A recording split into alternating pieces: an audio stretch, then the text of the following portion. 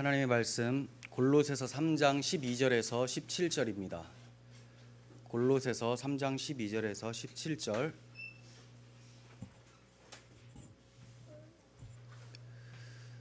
제가 한 절 여러분들 한 절 교독하시고 마지막은 합독하겠습니다. 그러므로 너희는 하나님이 택하사 거룩하고 사랑받는 자처럼 긍휼과 자비와 겸손과 온유와 오래 참음을 옷 입고 불만이 있거든 서로 용납하여 지체를 용서하되 주께서 너희를 용서하신 것 같이 이 모든 것 위에 사랑을 더하라. 이는 온전하게 매는 띠니라.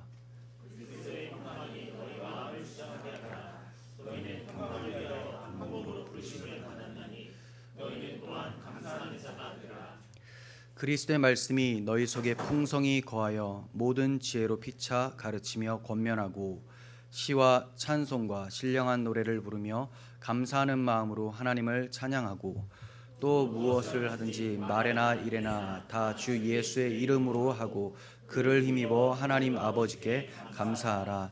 아멘. 네, 오늘은 택함 받은 자들의 삶, 택하심을 받은 자들의 삶이라는 제목으로 말씀을 전하도록 하겠습니다. 그리스도인이 되는 것은 하나님의 주권적 사역이고 하나님의 긍휼하심과 사랑으로 인해서 나타나는 일이죠. 그리고 이제 우리에게 이렇게 하나님의 은혜를 입어서 구원받은 그리스도인들에게는 주어지는 삶이 있습니다. 그 삶은 우리가 믿음 안에서 또 하나님의 은혜 안에서 살아내야 마땅합니다. 물론 그 살아내는 원동력 또한 하나님의 사랑, 그 은혜로 살아가는 것이지만 우리가 열심히 살겠다, 하나님을 의지하겠다라는 다짐을 가지고 반드시 열심을 다해 살아야 되는 것은 맞습니다. 오늘 말씀은 택하심을 받은 자들은 도대체 어떻게 살아야 마땅한가에 대해서 구체적으로 말씀하십니다. 사도 바울이 갑자기 이런 말씀을 하는 것이 아니라 우리가 지금까지 오랫동안 살펴본 것처럼 예수 그리스도의 복음을 통해서 그리스도의 대속함을 통해서 함께 죽고 함께 부활하여 함께 하늘에 안침 바 된 하나님의 백성이기 때문에 구속 복음이 있기 때문에 우리가 이렇게 살아야 된다라고 바울이 지금 말씀을 하고 있는 것이죠. 그래서 12절도 그러므로라고 시작을 합니다. 그러므로. 여기서 그러므로는 무엇을 얘기를 합니까? 10절을 보시면요, 우리가 지난 시간에 살펴봤었죠. 새 사람을 입었으니 이는 자기를 창조하신 이의 형상을 따라 지식에까지 새롭게 하심을 입은 자니라. 네, 우리가 새 사람을 입었기 때문이다. 이전의 사람이 아니라는 겁니다. 이전에는 예수 없이 하나님 없이 살고 있었는데 이제는 예수님을 주로 하고 머리로 하고 하나님의 자녀로서 새 사람을 입었기 때문에 하나님의 형상을 나타내는 사람, 하나님의 형상으로 살아가는 사람이다. 그러므로 너희는 하나님이 택하사 거룩하고 사랑받는 자처럼 긍휼과 자비와 겸손과 온유와 오래 참음을 옷 입어라 라고 말씀을 하고 있는 것입니다. 분명 바울은 지금까지 땅에 있는 지체를 죽이라 라고 얘기를 했죠. 오늘 본문의 말씀처럼 옷으로 비유를 한다면 땅에 있는 지체를 벗어버리라 라고 할 수가 있겠죠. 네, 땅에 있는 육체의 습관, 정욕이 원하는 것들 벗어버리라, 죽여라 라고 돼요. 그런데 여기서 멈추는 것이 아니라 이제 벗어버릴 걸 벗어버렸다면 적극적으로 옷 입어야 될 것까지도 얘기를 합니다. 벗을 옷이 있었다면 알몸으로 돌아다니는 건 아니지 않겠습니까? 그러므로 입어야 될 옷이 있다. 하나님의 가족들에게는. 자, 그게 뭐냐? 다른 말로 그리스도인이 구비해야 될 덕목들이 있다라는 거예요. 어떤 것들이 있습니까? 긍휼함입니다. 자비함이에요. 겸손함과 온유와 오래 참음입니다. 네, 이것들에 대해서 제가 산상수훈을 하면서도 언급한 단어들이 좀 있고요. 그리고 앞으로 이제 에베소서를 나중에 강해하게 되면 성령의 열매들 중에도 여기에 해당되는 것들이 많습니다. 그래서 그 부분에 대해서 자세하게 그때 가서 말씀을 드리고 지금은 개념 정리만 잠깐 해드리겠습니다. 어떤 의미를 가지고 있는지만 말씀을 드립니다. 자, 먼저 긍휼함을 가지고 있어야 된다라고 해요. 긍휼. 그런데 사도는 단순히 우리가 보는 성경에서는 긍휼이라고 단어가 되어 있지만 원어로 봤을 때 긍휼의 내장이라는 표현을 씁니다. 이게 히브리 사람들이 쓰는 표현이거든요. 긍휼의 내장. 이스라엘 사람들은 우리는 마음이 여기 있다 이렇게 생각하잖아요. 내가 마음이 아프다 이렇게 얘기하잖아요. 그들은 배를 만집니다. 내장에 마음이 있다고 생각을 했어요. 긍휼의 내장이라는 말은 그냥 불쌍히 여기는 척만 하는 것이 아니라 저 사람의 아픔을 나도 공감하면서 창자가 끊어지는 그 아픔을 공감한다라는 뜻이에요. 그래서 이 긍휼함을 가져야 된다라는 거죠. 사도 바울도 즐거워하는 자들과 함께 즐거워하고 우는 자들과 함께 울라고 로마서에서 말씀하신 적이 있습니다. 그리고 갈라디아서에서도 너희가 서로 짐을 지라 그리하여 그리스도의 법을 성취하라 라는 말씀이 있어요. 너희가 서로 짐을 지라. 무슨 말이냐? 너의 짐이 내 짐이고 내 짐이 곧 너의 짐이다. 너의 슬픔이 나의 슬픔이고 너의 기쁨이 나의 기쁨이다라는 거예요. 그렇게 해서 그리스도의 법을 성취하라는 겁니다. 그럼 이 법이 뭘까요? 사랑의 법이죠. 긍휼함을 가지고 서로 사랑의 법을 성취하라라고 말씀하고 있는 것입니다. 자, 이러한 긍휼함을 여러분들 가지고 있어야 돼요. 긍휼함의 내장. 자, 그리고 자비함이라고 하죠. 자비는 예의 바르고요, 또 공손하며 선량한 것으로서 다른 사람들이 공경에 처했을 때 인자한 마음으로 그들을 구해내고자 애쓰는 것이라고 합니다. 다른 사람들이 공경에 처했을 때 인자한 마음으로 그들을 구해내고자 애쓰는 것, 예의 바르고 공손하고 이런 것들. 네, 이게 이제 자비함인데 너그러운 마음으로도 볼 수가 있겠죠. 그리고 겸손함, 이것 또한 겸손한 척 하는 것이 아니라 진정으로 낮아진 심령을 얘기를 합니다. 가난한 심령. 그러니까 나는 참 부족해요 라고 말만 하는 것이 아니라 자신을 정말로 하나님 앞에 세우는 것이죠. 네, 하나님 앞에 세우는 것. 그 히브리 사람들의 겸손이라는 단어가 하나님 앞에 서다라는 표현에서 나온 거거든요. 그러니까 자기를 하나님 앞에 세우면 어떻게 됩니까? 아무것도 아니라는 게 들통이 나죠. 그러한 겸손함이 있어야 된다는 거예요. 하나님 앞에 서서 이 겸손함을 가지고 다른 사람과 대화했을 때도 겸손함이 묻어난다는 거죠. 근데 교만한 사람들의 특징은 하나님을 없다고 생각하기 때문이죠. 그래서 항상 하나님 앞에 세워서 진정으로 겸손함을 다른 사람들에게 나타내라 라는 거예요. 그리고 온유함은요, 열린 마음과 기쁨으로 다른 사람들을 받아주는 것. 네, 열린 마음과 기쁨으로 다른 사람들을 용납하는 것. 그리고 제가 산상수훈에서 온유한 자는 땅을 기업으로 받는다라는 말씀을 전했었는데, 이때 어떤 식으로 해석을 했냐면 이 온유함은 그리스도의 온유함인데 고통을 당하고 희생을 당할 때 잠잠히 버텨내는 것, 희생을 인내하는 것이라고 말씀을 드렸어요. 네, 이러한 온유함, 그리스도께서 뺨을 맞으시고 채찍질을 당하시고 창에 옆구리가 찔릴 때에도 잠잠히 끌려가셨던 것처럼 온유한 그 어린 양의 모습을 말씀하고 있는 겁니다. 이러한 온유함이 우리들에게 있어야 돼요. 누가 나에게 나쁜 말을 했을 때 그걸 대갚아 주려고 안간힘을 쓰는 거 전혀 온유함이 없죠. 모세가 어땠습니까? 굿수 여자를 아내로 맞이한 것 때문에 아론과 미리암이 그렇게 반대하면서 괴롭혔잖아요. 그때도 잠잠했습니다. 온유했습니다. 그 고통을 감내했다라는 겁니다. 그러므로 그가 세상의 모든 사람들보다 온유함이 뛰어나다라고, 더하다라고 성경에서는 평가를 내리고 있죠. 자, 그리고 나서 오래 참음도 덕목이라고 합니다. 오래 참음, 인내라고 할 수가 있겠는데요. 다른 사람들이 자기에게 많은 해악과 모욕과 분노를 쏟아붓고 있을 때나 그 밖에 여러 가지 화날 수 있는 상황을 겪고 있는데도 전혀 화내지 않고 인내로서 감당하며 침착하게 차분하게 대처하는 것. 제가 좀 전에 온유함을 말씀드렸는데 굉장히 비슷하죠. 온유한 사람이 오래 참을 수가 있습니다. 네. 이 오래 참음이 우리에게 있어야 돼요. 루터는 자신의 갈라디아서 주석에서 이렇게 표현을 합니다. 이 온유라는 단어를 오래 참는 덕의 필요함에 대해서 이렇게 설명합니다. 사단은 그가 시험하는 사람을 폭력으로는 정복할 수 없기 때문에 같은 시험을 오랫동안 계속해서 반복함으로 목적을 달성시키려고 한다. 그 이유는 인간은 질그릇과 같아서 계속되는 시험에 넘어가는 줄 그놈이 알기 때문이다. 그놈은 이 방법으로 많은 사람들을 넘어뜨렸다. 그러니까 그 루터는 어떻게 인식을 하고 있습니까? 그냥 한두 번 공격하는 정도가 아니라는 거예요. 마귀는 우리를 잘 알아요. 끊임없이 계속 건드리면 질그릇과 같기 때문에 깨질 수 있다. 그래서 같은 것을 계속 반복한다라는 거죠. 그럼 여기에서 필요한 덕목이 뭡니까? 인내, 오래 참음이라는 겁니다. 디모데후서 2장 10절에서 바울이 이렇게 얘기를 합니다. 제가 읽어드릴게요. 그러므로 내가 택함을 받은 자들을 위하여 모든 것을 참음은 그들도 그리스도 예수 안에 있는 구원을 영원한 영광과 함께 받으려 함이라. 그가 모욕을 받고 학대를 받으면서 계속해서 그리스도를 위하여 참는 이유는 그들도 구원을 받게 하기 위함이라는 거죠.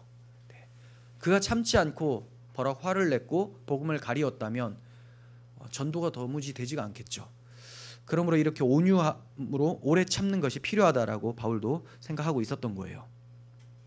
그런데 바울이 이러한 덕목들을 말하기 전에 먼저 얘기하는 것이 있습니다. 말하기 전에 바로 긍휼과 자비와 이렇게 나아가지 않죠. 왜 이런 옷으로 우리가 단장해야 되는지를 설명하고 있습니다. 왜 이런 옷으로 단장해야 되는가? 자, 그 이유는 뭐냐? 하나님이 택하신 자이기 때문에 그렇다라는 거예요. 하나님이 택하셨기 때문에. 하나님이 택하시면 그는 세상과 구별됩니다. 왜냐하면 하나님이 거룩한 분이기 때문에. 거룩하다라는 다른 표현은 구별됨이죠. 하나님이 피조물과 구별되기 때문에, 세상과 구별되기 때문에 하나님이 택하여서 취하시잖아요. 그러면 그 또한 구별됩니다. 하나님께로 들어가기 때문에. 그래서 그를 가리켜서 거룩한 자라고 해요. 하나님이 택하사 거룩한 자다. 그리고 또 특징이 있습니다. 사랑받는 자라고 해요. 하나님이 그를 택하셔서 하나님의 사랑을 베풀어 주세요. 그러면 그는 자연스럽게 하나님의 사랑을 경험을 하게 되죠. 경험을 합니다. 경험하면서 살아요. 이게 바로 하나님이 택하신 자들의 특징이라는 겁니다. 구별됨, 그리고 사랑받아 사랑하는 사람, 사랑을 받아서 사랑하는 사람, 이게 특징입니다. 여기서 이제 가장 먼저 살펴볼 것은 하나님의 택하심이에요. 굉장히 중요합니다. 택하심이라는 단어는 하나님께서 우리의 구원을 위해서 행하신 불가항력적인 주권을 강조하는 표현입니다. 우리가 택한 게 아니죠. 그러면 주권이 나에게 있는 것처럼 가요. 하지만 하나님이 택하셨다라는 것은 하나님께 주권이 있는 것이고, 우리의 구원은 나의 힘이 전혀, 나의 공로가 들어가지 않는다라는 것을 얘기를 하는 겁니다. 하나님의 택하심이 있기 때문에 우리의 구원은 절대적으로 안전합니다. 만일 인간이 하나님을 택한 것이라면 과연 안전하다고 말할 수 있을까요? 여러분들은 여러분들의 마음을 주장할 수 있습니까? 잘 한번 생각해 보세요. 여러분들이 여러분들의 마음의 주인이라고 자신할 수 있으세요? 화내고 싶은 사람은 이 세상에 한 사람도 없습니다. 다 온유하고 싶어하고 기뻐하고 싶어해요. 그런데 어떤 일이 발생됐을 때 나는 기뻐해야지 하면서 기뻐할 수 있나요? 화가 막 일어나요. 그 이유는 내가 내 인생의 주인이 아니라는 거죠. 내가 온유하고 싶은데 막 화가 일어납니다. 내 마음이 내 것이 아니구나. 이걸 빨리 깨닫는 것이 현명한 거예요. 그런데 어떤 책들이 많이 나옵니까? 시중에. 마음을 다스리는 법, 그죠? 화내지 않는 법, 잘 대처하는 법. 네, 다 도움이 됩니다. 하지만 근원적으로는 도움이 안 돼요. 바꿔낼 수가 없어요. 그냥 화가 여기서부터 일어나는데 잘 감추는 법이겠죠. 잘 감추는 법. 감추는 기술이 뛰어난 것이지 화가 안 날 수는 없는 것이죠. 이렇게 변덕스러운 우리의 마음이 있는데 우리가 그 하나님을 붙잡았다고 해서 우리의 구원이 안전할 수 있는가? 언제든지 하나님께 대하여 원망하고 하나님을 뿌리칠 수 있는 것이 우리들의 악한 마음이라는 겁니다. 그리고 하나님의 은혜가 아니면 그 어떠한 사람도 하나님을 사랑할 수가 없고 하나님을 의지해야 되겠다라는 생각조차 할 수가 없어요.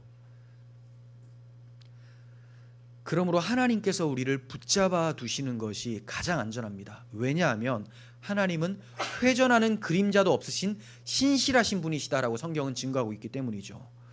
여러분, 우리의 구원이 언제부터 시작돼서 언제 완성되는지 아십니까?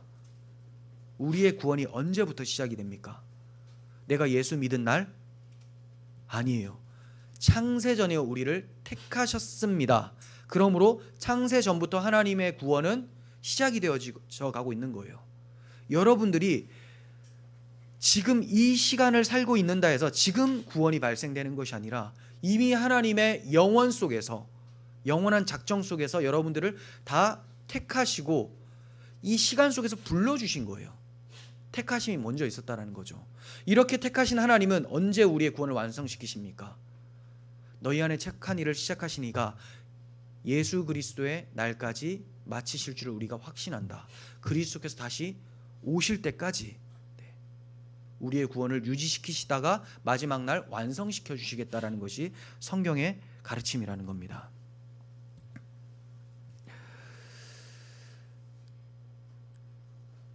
하나님께서 택하심으로 시작이 됩니다. 그리고 주님 다시 오심으로 구원이 완성되는데 그 시간 사이에는 많은 환난과 고난이 있을 수 있습니다. 이건 어떻게 하느냐? 우리 신앙의 선배들이 그러한 길을 걸어갔어요. 그죠? 그리고 하나님이 자기의 자녀들, 자기의 백성들을 위해서 그런 시련과 고난을 잘 활용을 하십니다. 그러므로 많은 시련과 환난이 있을 수 있습니다. 그러나 우리가 직면할 수 있는 모든 시련이나 고난은 하나님의 택하심과 이루심 사이에 끼어 있다라는 것을 우리가 기억을 할 때 마음의 안정감을 누릴 수 있어요. 하나님의 택하심과 이루심 사이에 끼어져 있다. 하나님이 다 보고 계시고 일부러 허락하신다라는 겁니다. 일부러. 그러므로 하나님이 택하시고 이루심 사이에 끼어 있다라면 그 결과가 어떻게 될까요? 당연히 선으로 마치겠죠. 로마서 8장 28절에서 우리가 알거니와, 기독교인들은 다 안돼요. 무엇을 압니까? 하나님을 사랑하는 자, 곧 그의 뜻대로 부르심을 입은 자들에게는 모든 것이 합력하여 선을 이루느니라. 지금 바울이 왜 이런 얘기를 하냐면 로마에 있는 교회들 박해받습니다. 자기도 박해를 받고 감옥을 자주 왔다 갔다 하죠. 죽을 고비를 많이 넘깁니다. 그러나 우리는 안다. 결과적으로 모든 것이 합력하여 선을 이룬다는 것을 안다. 이걸 안다는 거예요. 하나님이 우리를 택하셨다면 그 택하심의 결과는 하나님의 사랑을 받는 것이고, 하나님의 사랑을 받았다면 마땅히 하나님을 사랑하겠죠. 그래서 하나님을 사랑하는 자라고 하고 그 뜻대로 부르심을 입은 자들, 택하여서 부르심을 입은 자들이라고 같이 쓰고 있는 거예요. 하나님이 택하시고 부르셨다면 하나님의 사랑을 받은 자고, 그는 반드시 하나님을 사랑한다. 그런 과정에서 겪는 모든 일들은 결과적으로 선으로 마친다. 바울이 이렇게 소망을 주고 있는 것입니다. 이것을 믿기 때문에 그리스도인들은 고난 중에서도 낙심하지 않고 인내할 수 있는 것이죠. 그러므로 택하심은 구원의 확신의 절정이라고 할 수 있는 거예요. 여러분들이 이 택하심의 교리를 잊어버리잖아요. 그렇다면 여러분들의 구원의 확신은 물거품이 됩니다. 다 흘러내려져 버려요. 하나님이 택하시면 안전한데 내가 택하면 불안하죠. 내가 택하면 구원의 확신은 있을 수가 없어요. 그래서 카톨릭이 구원의 확신이 없는 거예요. 내가 그리스도 안에서 나는 구원을 받았다라고 하면 교만하다 이렇게 얘기를 해요. 어떻게 그럴 수 있느냐? 우리의 믿음 때문에, 우리의 행위 때문에 우리가 그런 소리 하는 게 아니죠. 하나님의 택하심 때문에. 물론 그 택하심은 반드시 무엇으로 나타납니까? 긍휼과 자비와 오래 참음, 이러한 옷 입는 모습으로 나타납니다. 그러므로 저는 여러분들에게 이런 명분을 주고 싶지는 않아요. 하나님이 택하셨으니까 나의 구원은 안전해. 맞는 말인데 내 모습이 정말 하나님을 안 사랑해요. 긍휼과 오래 참음과 자비와 이런 것들이 전혀 나타나지가 않아요. 그런데 나는 하나님이 택하셨어라고 스스로 기만하는 것, 이런 짓은 해서는 안 되죠. 그럼 어떻게 하느냐?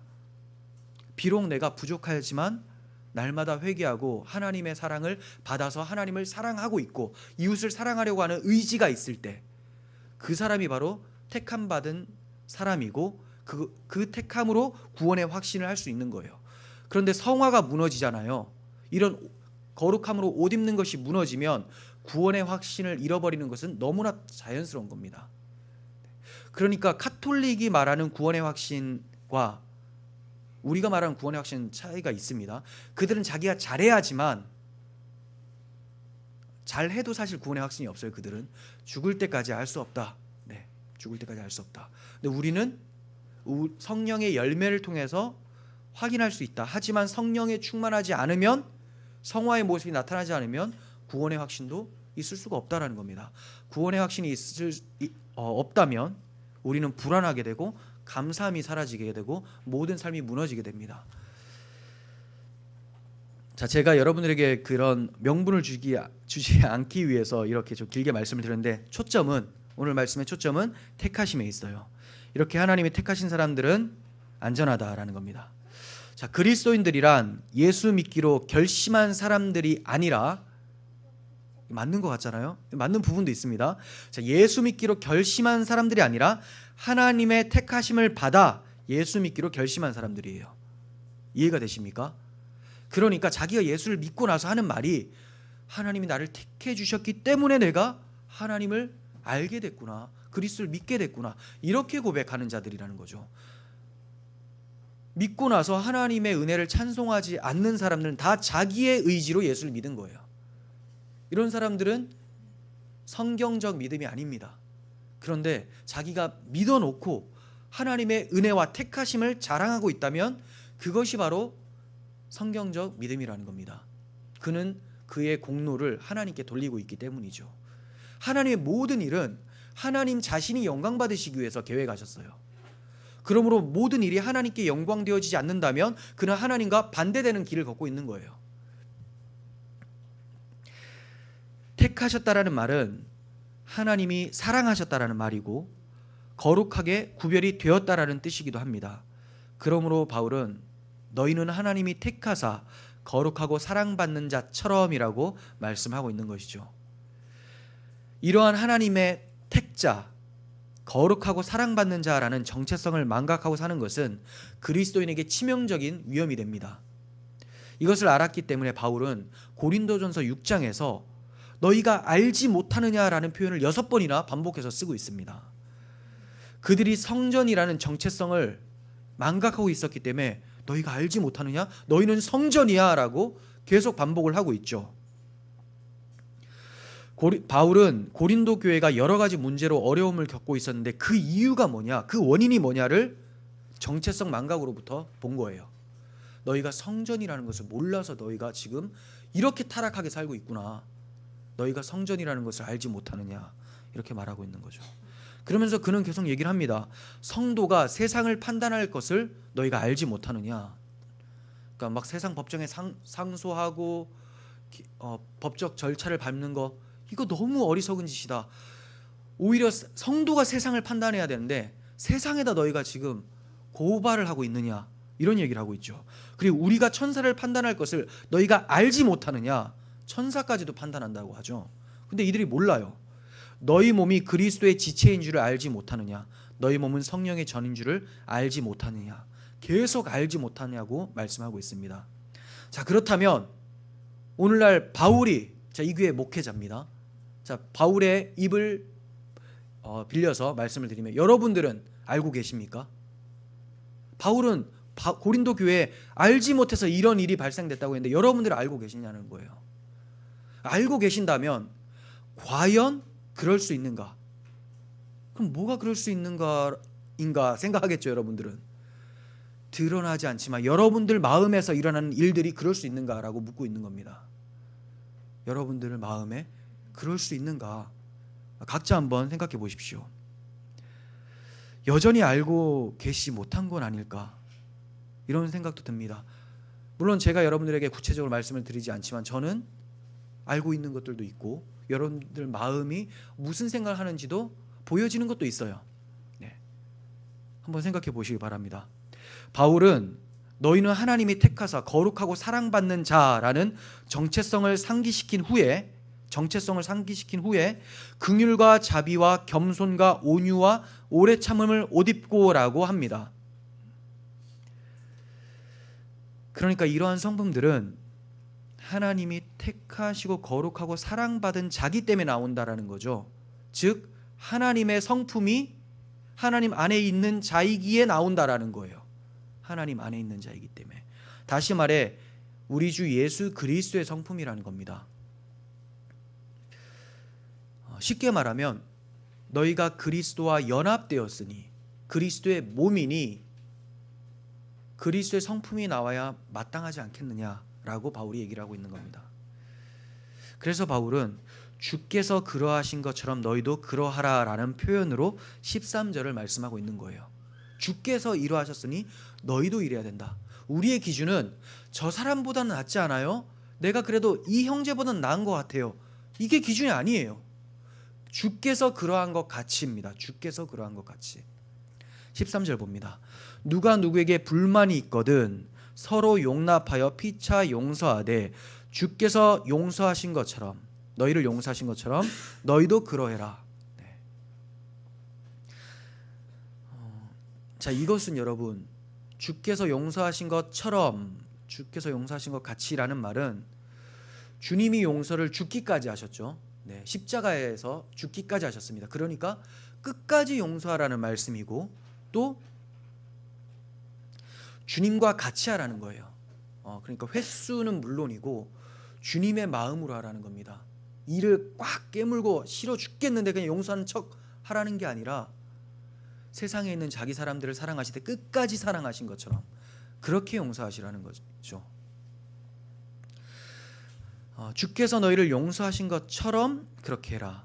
주께서 뭐 어떻게 하신 것처럼 너희도 이렇게 해라 라는 이러한 표현은 구약 성경의 말씀을 인용한 말씀으로서 이 구약 성경의 말씀이 예수 그리스도 안에서 이루어졌기 때문에 바울이 자신 있게 지금 권면하고 있는 겁니다. 자, 그럼 어떤 말씀이냐? 레위기 11장 44절부터 봅니다. 나는 여호와 너희 하나님이라 내가 거룩하니 너희도 몸을 구별하여 거룩하게 하고 땅에 기는 길짐승으로 말미암아 스스로 더럽히지 말라. 나는 너희의 하나님이 되려고 너희를 애굽 땅에서 인도하여 낸 여호와라. 내가 거룩하니 너희도 거룩할지어다. 반복해서 하시는 말씀이 내가 이러니 너희도 이래야 된다. 내가 거룩하니 너희도 거룩하고 구별돼야 된다. 이것을 위해서 출애굽시키셨다고 합니다. 다시 말해 이것을 위해 구원하셨다는 겁니다. 하나님이 우리를 구원하신 이유는 우리를 거룩한 주의 백성 삼아 주시려고, 거룩한 자 되게 하시려고 해요. 구원해 주셨으니 이제 내 멋대로 살아도 구원은 안전하다가 아니라, 여러분 구원은 안전한데 구원 안전한 사람들의 특징이 주께서 그러하신 것처럼 너희도 그러해야 된다라는 겁니다. 하나님께서는 먼저 우리의 죄를 용서해 주시고 우리에게 다른 이들의 죄를 용서해 주라고 말씀하고 계시는 거예요. 먼저 은혜를 베풀어 주시고 그 은혜에 반응하라고 말씀하시는 겁니다. 먼저 출애굽시켜 주셨죠. 출애굽한 자답게 살라고 말씀하는 겁니다. 너희가 거룩하게 살면 출애굽시켜 줄게 라고 거래하는 게 아니에요. 자, 여러분들 구원해 주셨습니다. 그러므로 주께서 너희를 용서하신 것처럼 너희도 용서하라 라고 하는 거죠. 1만 달란트 빚을 탕감해 주셨기 때문에 100데나리온 빚진 자를 탕감해 주라라고 말씀하는 겁니다. 이처럼 복음은 그리스도인의 윤리의 원동력이 돼요. 그리스도로 옷 입으려면 그리스도를 전해 주시고 그리스도를 묵상하시길 바랍니다. 그럴 때에만, 우리 안에 그리스도가 사실 때에만 그러한 삶을 살 수가 있기 때문입니다. 14절 봅니다. 이 모든 것 위에 사랑을 더하라. 이는 온전하게 매는 띠니라. 핵심의 말씀이죠. 이 모든 것 위에 사랑을 더하라. 사랑은 기독교의 윤리의 근간이 됩니다. 모든 것이 사랑 위에 세워져요. 앞에서 말씀드린 덕목들이 있었죠. 이 덕목들이 사랑이라는 반석이 없이 세워지잖아요. 그럼 세워질 수가 없어요. 모래 위에 쌓은 집이 됩니다. 다 무너져 내린다라는 거예요. 그래서 온전하게 매는 띠다 이렇게 표현합니다. 띠라는 표현에서 옷을 입는 장면을 연상하게 하죠. 이 당시 복장으로서 띠를 매지 않고 돌아다니잖아요. 그럼 옷이 다 흘러내립니다. 알몸이 된다는 거예요. 옷을 입는다 입었지만 사실은 조금만 걸어다니다 보면 벌거벗음이 드러난다라는 겁니다. 그러니 띠를 착용해라라는 거예요. 그래야지 진정 그게 옷 입은 거다. 그럼 사랑이 어떤 것을 매는 띠입니까? 앞서 말씀드린 대로 긍휼함, 자비, 온유, 겸손, 오래 참음 이런 걸 묶어줘요. 그런데 사랑을 장착하지 않았어요. 사랑함 속에서 긍휼히 여기지 않고 사랑함 속에서 자비와 겸손과 오래 참음을 하지 않잖아요. 사랑함 없이 할 수 있습니다. 세상 사람들도 사랑함 없이 용서해요. 세상 사람들도 사랑함 없이 오래 참아요. 그것과 다르다라는 거예요. 그런 사랑함 없이 행하잖아요. 그러면 오래 못 갑니다. 금방 다 흘러내리고 또 본질적으로 그것은 하나님이 보실 때 옷 입은 모습으로 보지 않는다라는 거예요.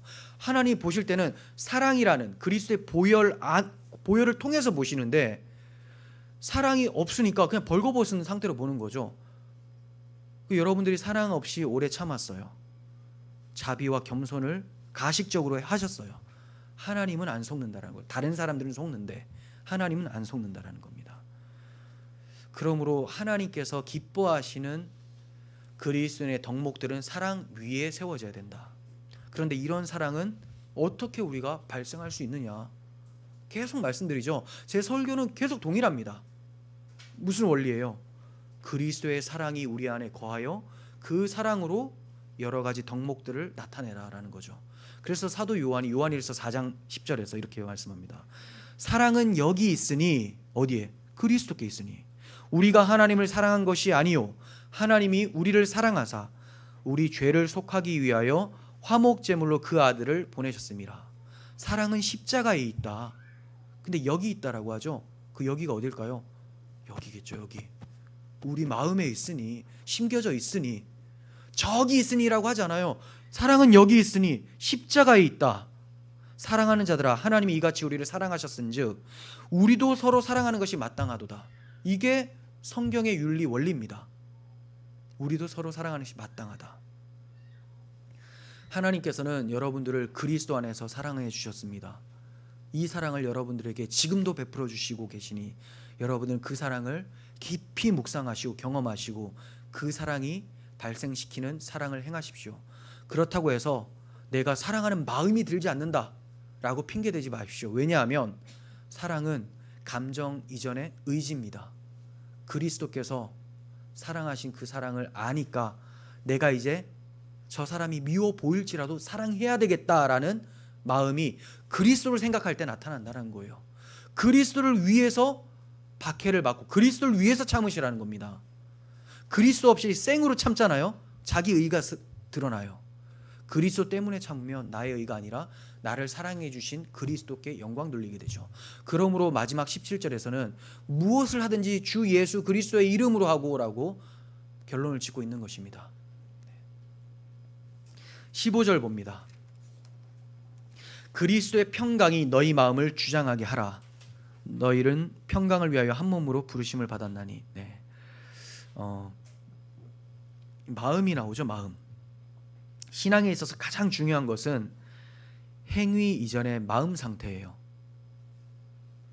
우리는 행위를 참 많이 본질적인 것으로 둡니다. 그런 경향이 있어요. 행위가 필요 없다라는 게 아니고 반드시 나타나야 되는데 그것 전에 마음이 먼저라는 겁니다. 근데 왜 많은 사람들이 행위만을 생각을 하느냐? 행위는 사람들 눈에 보이거든요. 사람들의 눈에 보이면 사람들이 자기를 좋게 평가할 수도 있거든요. 즉 자기 의 때문이라는 거예요. 그런데 마음은 안 보여요. 근데 마음은 누가 보십니까? 하나님이 보시죠. 즉 내가 마음을 지키지 않는다면, 행위에만 초점을 두고 있다면, 가식적으로 살고 있다면 그것은 하나님을 업신여기는 것이고 사람들을 두려워하는 처사가 된다는 겁니다. 여러분, 우리의 행위는 마음에 근거합니다. 진정한 행위는 마음에 근거해요. 무엇을 묵상하고 무엇을 즐거워하는지는 마음에서 일어납니다. 그러므로 하나님은 마음을 감찰하시는 분이시죠. 예레미야 17장에서 만물보다 거짓되고 심히 부패한 것은 마음이라 누가 능히 이를 알리오마는 나 여호와는 심장을 살피며 폐부를 시험하고 각각 그 행위와 그의 행실대로 보응하나니라고 합니다. 하나님이 우리의 마음을 계속 주시하고 계세요. 여러분들이 뭐 밥 먹을 때 손을 씻고 어떤 경건한 예식을 하고 이런 걸 주시하는 게 아니라 여러분들의 마음을 보신다라는 거예요. 무엇을 하든지 그 마음의 근원이 어떠한 것에 따라서 하나님이 평가하신다는 겁니다. 그래서 사도 바울이 뭐라고 해요? 너희는 그리스도 예수의 마음을 품으라 라고 하죠. 빌립보서 2장에서 다 그리스도 예수의 마음을 품으라. 하나님이 평가하는 그 마음은 그리스도 예수의 마음일 때만 온전해지거든요. 주의 일을 많이 하고 많은 덕목을 갖췄다 할지라도 만일 그 마음에 평강이 없다면 그것은 헛수고일 뿐입니다. 세상의 평강을 말하는 게 아닙니다. 그리스도의 평강이라고 하죠. 세상이 주는 평강은 어떤 것이 있을까요? 사실 평강이라고 할 수가 없고 뭐 나를 좋게 만드는 것, 뭐 쉬게 만드는 것, 편안하게 만드는 것이라고 할 수 있겠죠. 평강은 마음으로부터 우러나오는 거거든요. 뭐 내가 돈으로부터 평강을 얻는다, 우상숭배가 되죠. 건강, 우상숭배가 됩니다. 부모, 자식 다 우상숭배가 되죠. 그리스도의 평강이라는 것은 그리스도께서 하나님만 의지하면서 사셨던 것처럼 그분의 평강이 나에게도 찾아오는 것을 얘기를 합니다. 요한복음 14장 27절에서 주님께서 그 평강을 우리에게 주셨다라고 해요. 평안을 너희에게 끼치노니 곧 나의 평안을 너희에게 주노라. 이 평안이 언제 들어가냐? 오순절에 성령 강림 때 들어갑니다. 예수 그리스도를 주로 시인하는 자들은 성령을 받았죠. 지금 그 평강이 다 임했다라는 거예요. 내가 너희에게 주는 것은 세상이 주는 것과 같이 아니하니라. 너희는 마음에 근심하지도 말고 두려워하지도 말라. 그러니까 무엇을 하든지 계속 근심하고 두려워하고 그 걱정이 많은 사람들은 그리스도의 평강이 없는 사람이고 그 사람은 하나님을 묵상하지 않고 그리스도의 사랑을 제대로 알지 못하는 자라고 할 수가 있을 것입니다. 세상이 주는 평강, 물질이 주는 평강은 잠시 보이다가 없어지는 안개와 같습니다. 그 물질이 영원하지 않기 때문이죠. 왜 그 평강이 일시적이냐? 그 물질이 영원하지 않기 때문이에요. 아니 내가 죽을 때까지 꼭 잡고 있으면 그래도 유지되는 거 아닙니까? 죽잖아요. 죽으면 다 놓고 가는 거 아닙니까? 결국 여러분들의 평강이 누구에게로 가게 됩니까? 그러면 하나님 나라에서 그리스도의 평강으로 살죠. 그러므로 그 평강, 세상이 주는 평강은 하나님 나라에 없다는 거예요. 그러므로 지금부터 놓는 연습을 하셔야 돼요. 놓는 연습을 하려면 뭔가 진 게 있어야지 놓을 수 있거든요. 우리는 빈손을 굉장히 두려워합니다. 그래서 뭔가 진 게 있어야 돼요. 내 마음에 들어가 있는 평강이 있어야 돼요. 그래서 그리스도의 평강을 묵상하시라는 겁니다. 십자가 복음을 충분히 묵상하고 그리스도의 말씀을 우리 가운데 충분히 거할 때 세상이 주는 평강을 버릴 수가 있는 거예요. 마음과 생각이 누구에 의해서 무엇에 의해서 지배를 받고 있느냐 하는 것이 겉으로 드러나지 않을 수 있기 때문에 우리는 소홀히 여기기 쉽습니다. 사실 사람들은 잘 몰라요. 여러분들의 마음이 무엇에 지배를 받고 있는지 알 수가 없죠. 그러니까 소홀히 여기기 쉽죠. 그런데 솔로몬은 그렇지가 않았어요. 잠언 4장 23절에서 모든 지킬 만한 것 중에 더욱 내 마음을 지키라. 생명의 근원이 여기에서 난다. 네. 생명의 근원이 자기가 만든 성전에 있는 것도 아니고 많은 금은 보화에 있는 것도 아니고 건강에 있는 것도 아니었다. 생명의 근원이 마음에서 난다. 하나님을 사모하는 그 마음에서 생명의 근원이 있대요. 네. 우리도 그 생명의 근원이 마음에 있습니다. 왜냐하면 우리 마음에 우리의 생명의 주 예수께서 거하시기 때문이죠. 그러므로 여러분들의 마음 지키는 데 초점을 두시길 바랍니다. 정말로 내가 마음을 지키고 있느냐 깊이 한번 묵상해 보십시오. 생명의 근원이 거기서 나는데 내가 마음을 지키지 않잖아요. 여러분들의 생명을 어떻게 보장할 수 있겠습니까? 근데 문제는 우리가 마음을 지키려고 해도 세상의 염려로 요동칠 때가 꽤 많다라는 거예요. 그러면 이럴 때에는 우리가 어떻게 해야 될까? 진짜 마음을 잘 지키려면 어떻게 해야 되는가? 빌립보서 4장 6절과 7절에서 아주 원론적이면서 실제적인 답변을 합니다. 아무것도 염려하지 말고 다만 모든 일에 기도와 간구로 너희 구할 것을 감사함으로 하나님께 아뢰라. 네. 기도하고 구하고 감사해라 라는 거죠. 그리하면 모든 지각에 뛰어난 하나님의 평강이 그리스도 예수 안에서 너희 마음과 생각을 지키시리라. 예. 기도하시길 바랍니다.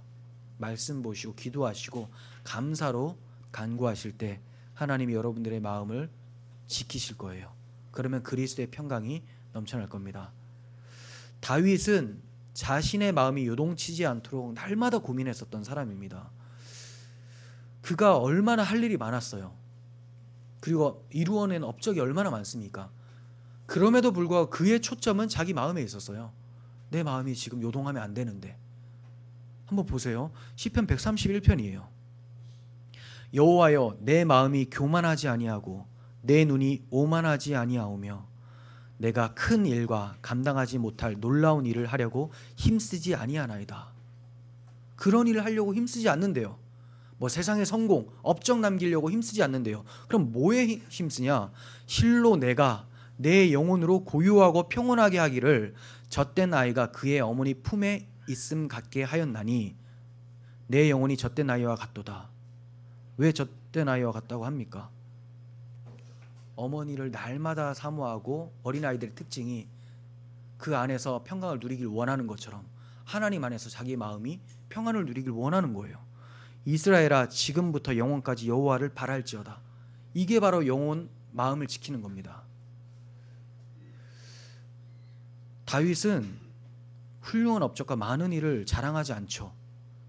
그거 하려고 모든 시간을 투자하지도 않는데요. 우리랑 한번 생각해 보십시오. 세상에 성공하려고, 사람들한테 칭찬받으려고, 세속적으로 칭찬을 말하는 거예요. 그런 거 받으려고, 뭐 노후를 튼튼하게 하려고 거기 많이 시간 쓰지 않는다라는 거예요. 전혀 시간 쓰지 않는다는 말이 아닙니다. 마음을 빼앗기지 않는다는 거예요. 그런데 그럼 온통 어디에 마음을 빼앗기고 있느냐? 마음 빼앗기지 않는데 마음을 빼앗기고 있는 거죠. 그렇게 초점을 두고 있어요. 그러면서 하나님, 내 마음을 지켜주세요. 영원까지, 지금부터 영원토록 죽을 때까지 여호와만 바라겠습니다. 이렇게 열심히 지켰으니 시편을 쓰죠. 그런데 우리는 그렇게 바울과 같이 영혼 지키는데, 마음 지키는데 관심을 두지 않으면서 시편 볼 때 어떻게 바울은 이렇게 찬양할 수 있었을까? 이렇게 그 방법이 이거라는 거예요. 어떻게 바울이 그럴 수 있었을까? 너무나 분명한데, 저는 알겠는데 왜 모릅니까? 우리랑 바울이 초점 두는 게 다르지 않습니까? 청교도가 이 바울의 마음을 굉장히 많이 가지고 있습니다. 그래서 청교도는 마음 지킴을이라는 이제 글도 쓰고, 뭐 존 프라벨이라는 청교도 신학자가 마음 지킴이라는 글을 썼거든요. 책을. 그런 것처럼 마음, 영혼에 굉장히 관심을 많이 둡니다. 그래서 결국 이런 책까지 쓰죠. 조나단 에드워즈는 신앙 감정론, 신앙을 하는데 내 감정이 어떻게 움직이는가, 이런 것까지 아주 철저하게 조사를 한다는 거예요. 혹시 내가 비정상적, 비성경적으로 마음이 동했는데 은혜 받은 거라고 착각하지 않을까? 마음에 신경 쓰십시오. 마음, 그것이 여러분들의 생명을 지키는 것입니다. 교회에서만 그렇게 말씀하지 마시고 누군가 얘기할 때도 내 마음이 지금 이렇다, 이거에 대해서 좀 나눠주셨으면 좋겠어요. 네. 너무 답답합니다. 네. 많이 답답해요. 예수님께서는 분주하여 마음을 지키지 못한 마르다에게 어떻게 말씀해 주셨죠? 마리아는 그 얼핏 보면 밉상이죠, 밉상. 예수님이 이제 사경회를 엽니다. 말씀을 막 하시는데 마리아는 그 앞에서 이렇게 말씀을 듣고 있어요. 근데 마르다는 어때요? 아니, 예수님 말씀을 들으러 많은 사람들이 왔잖아요. 자기 집 쪽에 이제 왔으니까 자기가 그래도 집사라고, 뭐 그런 직분은 아니지만 섬기는 거예요. 섬기다 보니까 섬기는데 마리아는 계속 말씀을 듣고 있는 거예요. 일어날 법한 일이죠. 나는 설거지하고 있는데 저기서는 계속 목사님과 상담을 하거나 성경만 보고 기도하고 있는 거죠. 밉상이에요, 밉상. 그러면서 아니 내 동생한테도 좀 일 좀 하라고 해주세요. 지금 이건 아니지 않습니까? 했더니 주님께서 뭐라고 말씀하십니까? 마르다야 마르다야, 내가 많은 일로 염려하고 근심하나 몇 가지만 하든지 혹은 한 가지만이라도 족하니라. 마리아는 이 좋은 편을 택하였으니 빼앗기지 아니하리라. 뭘 빼앗기지 않아요? 마음이, 하나님께 향한 그 마음이, 말씀을 향한 그 마음이 빼앗기지 않는데, 마르다는 막 줄줄 새고 있는 거예요. 설거지하면서 싱크대로 다 떠내려 버리고 있는 거죠. 싹싹 씻고 있어요.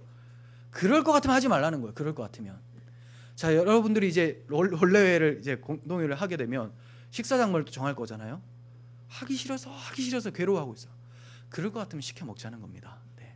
하지만 너도 나도 다 자발적으로 하면 다 기쁜 마음으로 할 수 있겠죠. 자, 택하시라는 겁니다.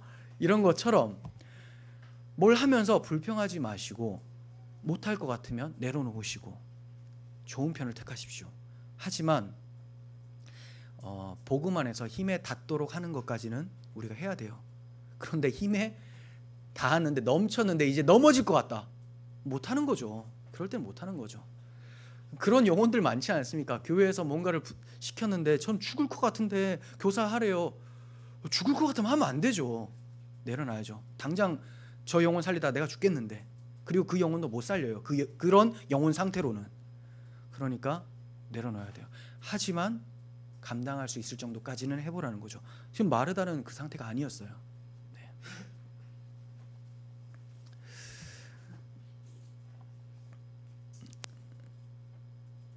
여러분들은 마음이 고요하고 평온하기를 사모하고 계십니까? 그렇다면 그 평온을 위해서 무엇을 하고 계십니까? 평온은 그냥 오지 않아요. 아무것도 아닌데 평안이 온다. 신비주의. 신비주의. 그리고 정신적인 문제가 생긴 거예요. 우리는 이유가 있어요.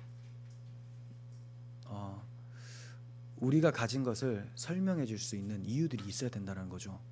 모든 일에 기도와 간구를 드림으로써 그리스도께서 우리 마음과 생각을 지키시도록 우리는 힘을 써야 됩니다. 자, 그리고 15절 하반절 보시면 너희는 또한 감사하는 자가 되라 라고 해요. 감사하는 자가 되라. 그리스도의 평강이 마음을 주장하게 될 때 필연적으로 나타나는 반응이 감사입니다. 그래서 기도와 간구로 감사함으로 아뢰라라고 빌립보서에서도 말씀을 했었죠. 그리고 이제 바울은 마지막을, 이 권면의 마지막을 감사하라는 말씀으로 마치고 있습니다. 15절부터 17절까지 감사하는 자가 되라. 마음의 감사함으로 하나님을 찬양하고 그를 힘입어 하나님 아버지께 감사하라 라고 하죠. 거의 끝판대장이라고 할 수가 있습니다. 이제 성령 충만하고 말씀이 마음에 넘치고 그리스도로 옷 입으면 감사하는 삶이 나타난다. 허구한 날 불평불만하는 사람, 나는 왜 이래요? 하나님이 저한테 왜 그러세요? 하면 이제 영혼의 상태가 심각하다, 마음을 지키지 못했다라고 보는 거고, 감사가 넘치면 성숙하다라고 볼 수가 있겠죠. 그럼 바울은 어떤 사람들이 감사하는 자가 될 수 있는가 라고 말씀하냐면 16절에 그리스도의 말씀이 너희 속에 풍성히 거하여. 이유가 있어요. 그냥 아유 너무 감사해, 뭐가 감사해요 라고 했는데 그냥 다 감사하지 뭐가요? 잘 모르겠다고. 거짓말이에요, 거짓말. 감사도 제목이 있어요. 감사 제목. 그 감사 제목을 알려면 그리스도의 말씀을 풍성히 마음에 두십시오. 그러면 감사 제목이 넘쳐나요. 감사할 것들이. 그리스도의 평강이 임하면 감사하는 자가 되는데, 그 평강이 임하려면 그리스도의 말씀이 우리 마음속에 풍성히 거해야 됩니다. 그리스도의 말씀이 그 속에 풍성히 거하는 사람은 어떤 사람일까요? 16절 중반절 보시면 모든 지혜로 피차 가르치며 권면하고 시와 찬송과 신령한 노래를 부르며 라고 하죠. 자, 이 말씀을 에베소서에서는 어떻게 말씀합니까? 자, 말씀이 풍성히 거하면 이렇게 된다 했잖아요. 근데 에베소서에서는 비슷하면서 다르게 표현해요. 5장 18절부터 술 취하지 말라 이는 방탕한 것이니 오직 성령의 충만함을 받으라. 자, 성령의 충만함을 받으라 하고 비슷한 표현을 씁니다. 시와 찬송과 신령한 노래들로 서로 화답하여 너희의 마음으로 주께 노래하며 찬송하며. 똑같죠. 뒤에는 비슷해요. 자, 예배하는 거예요. 그런데 어떻게 예배하느냐? 그 골로새서에는 말씀이 우리 안에 충분히 거하도록, 그리고 에베소서는 성령 충만해서 이렇게 예배하라, 이렇게 하고 있어요. 즉 성령 충만은 말씀 충만이다라고 얘기를 하고 있는 겁니다. 어떤 사람들은 성령 충만하면 갑자기 불이 임하는 것인 양 생각하기도 합니다. 네. 그런 사람들이 이제 신비주의 또는 문제가 있는 사람이라고 말씀드렸습니다. 그러나 바울은 그리스도의 말씀이 풍성히 우리 마음에 거하는 것이 성령 충만이다라고 표현하고 있어요. 그리스도의 말씀이 우리 속에 풍성할 때 그 마음과 생각을 그리스도께서 말씀으로 지키시고 성령의 통치를 받아서 살도록 이끄시는 겁니다. 그렇게 살면 그의 삶이 예배자의 삶이 되는 거예요. 16절 하반절 시와 찬송과 신령한 노래를 부르며 감사하는 마음으로 하나님을 찬양하고. 자, 예배의 모습이죠. 자, 어떤 사람들이 이러한 예배를 드릴 수 있습니까? 좀 전에 말씀드린 대로 말씀이 내 안에 풍성히 거할 때 이런 예배를 드릴 수가 있어요. 반대로 말씀이 날마다 내 속에 없다면, 자, 여러분들이 하루도 말씀을 보지 않고 산다면, 여기서 말씀이 거하면이 아니에요. 바울이 뭐라고 얘기를 합니까? 예? 충분히 거하면이죠. 풍성히 거하면. 풍성히 거하면 제대로 예배한다고 했는데, 풍성히 거하지 않는다면, 바빠가지고 그냥 딱 보고 아유 오늘 숙제 다 했다. 자, 이렇다면 예배가 아니라는 겁니다. 오늘 예배 안 드린 삶이에요. 우리는 매일 예배를 드립니다. 이렇게 모이지 않더라도 자신의 삶 속에서 평생이 예배죠. 인생 전체가 예배예요. 그런데 이렇게 살면 예배를 계속 안 드리죠. 안 드리면 사는 거죠. 하나님이 우리를 부르신 목적은 예배 받으시기 원함인데 부르신 목적대로 지금 살지 않아요. 그럼 하나님이 실패자입니까? 아니죠. 내가 부름을 안 받은 자일 수 있다는 거죠. 제가 계속 극단적으로 얘기를 하고 있어요. 사실 부름을 받은 자도 우리가 연약해서 넘어지는 부분이 많지만 제가 여러분들 그걸 명분을 주지 않기 위해서 계속 극단적으로만 말씀을 드리는 거예요. 너무 우리는 그런 걸 잘해요. 그런 데는 도사입니다. 명분 쌓기에는. 이렇기 때문에 난 좀 연약한 거구나. 그래서 나는 사실 택함을 받은 자지만 난 연약하니까 말씀을 잘 안 보는 거구나. 도사 났습니다. 도사 났어. 우리가 왜 그러냐? 자기의가 충만하기 때문에 방어 기제로 명분을 계속 갖다 써요. 그래서 나는 그래도 내 구원은 흔들리지 않아. 이거 위험한 거예요. 이거 너무 위험한 겁니다. 그러므로 여러분들 날마다 말씀이 풍성하게 거하시게 하시고 성령 충만해서 예배자의 삶을 살아가시길 바랍니다. 17절 마지막 절 봅니다. 또 무엇을 하든지 말에나 일에나 다 주 예수의 이름으로 하고 그를 힘입어 하나님 아버지께 감사하라. 그리스도인의 삶의 제일 된 목적이 무엇입니까? 자, 대답해 보십시오. 하나님을 영화롭게 하고 그분을 영원토록 즐거워하는 것. 하나님을 영화롭게, 영광을 돌리고 그 영광 받으시는 하나님을 마음속에 기뻐하는 거죠. 즐거워하는 것. 하나님을 영화롭게 하고 즐거워하는 건데, 그래서 이제 고린도전서에서도 사도 바울이 너희가 먹든지 마시든지 무엇을 하든지 다 하나님의 영광을 위하여 하라라고 하잖아요. 이게 이제 하나님이 우리를 부르신 목적입니다. 좀 전에 예배라고 했잖아요. 그게 그거예요. 예배를 통해 하나님의 영광을 받으시니까.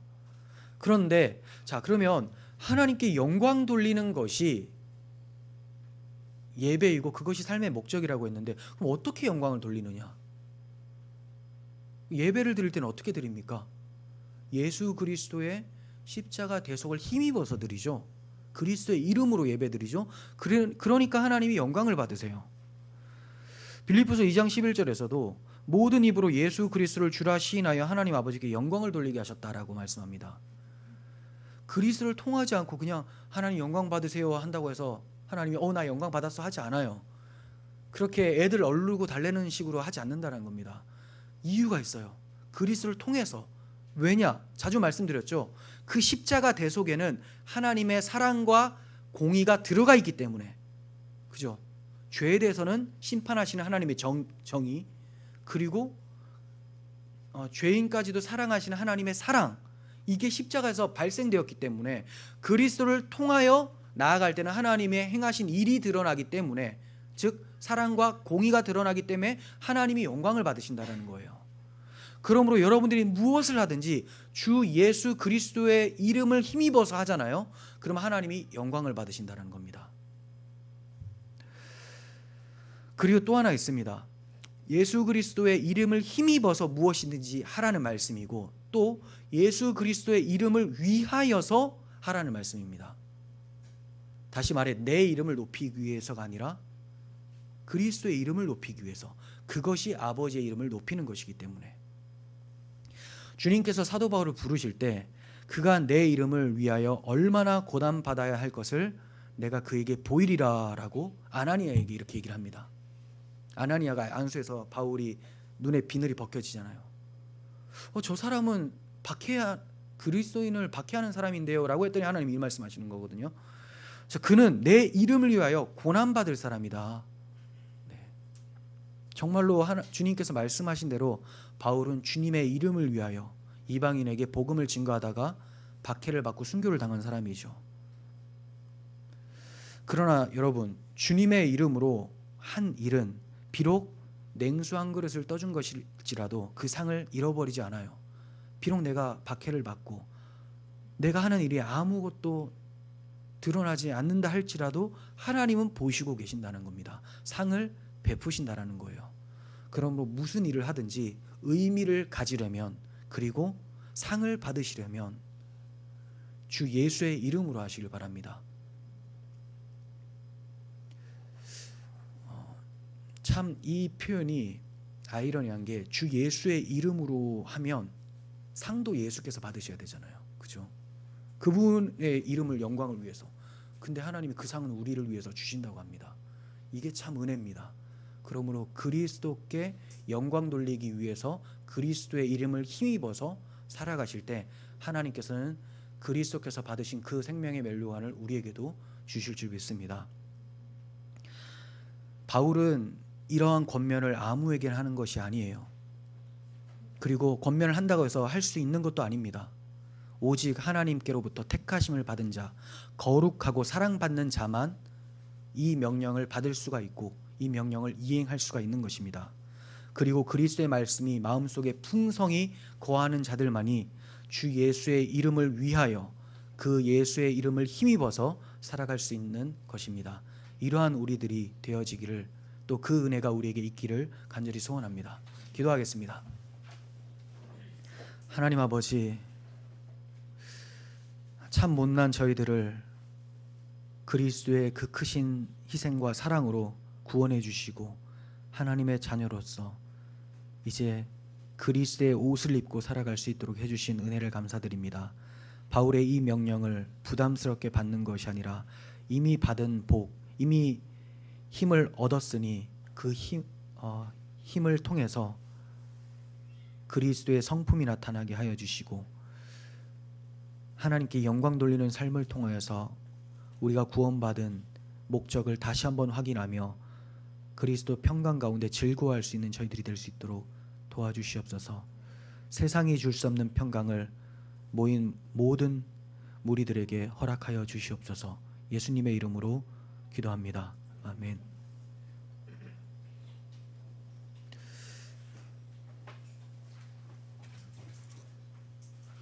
자.